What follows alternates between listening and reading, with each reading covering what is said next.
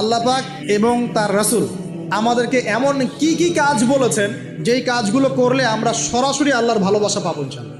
জানার দরকার আছে কি নাই? আমি অল্প কয়েকটা কাজ বলে শেষ করছি। এক নাম্বার, আল্লাহ এবং তার রাসূল আমাদেরকে জানিয়েছেন আমরা যদি তাওহীদের উপর থাকতে পারি, একত্ববাদ, লা ইলাহা ইল্লাল্লাহ, আল্লাহর ভালোবাসা পাবো ইনশাআল্লাহ।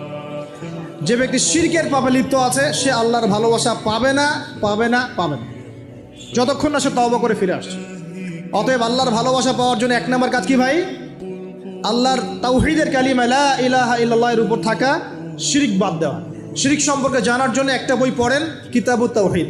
কি নাম বললাম? কিতাবুত তাওহীদ। একটাই পড়েন, দেখবেন ইনশাআল্লাহ শিরক কাকে বলে, কত প্রকার, কি কোন কাজ করলে শিরক হয় সব জানতে পারবেন ইনশাআল্লাহ। এই বইটা একটু কঠিন, এই বইটার ব্যাখ্যা বের হয়েছে, ব্যাখ্যা যুক্ত বই কিনবেন এবং যেগুলো বুঝবেন না ওলামায়ে কেরামকে জিজ্ঞাসা করবেন, কারণ সবগুলো কিন্তু বুঝতে পারবেন।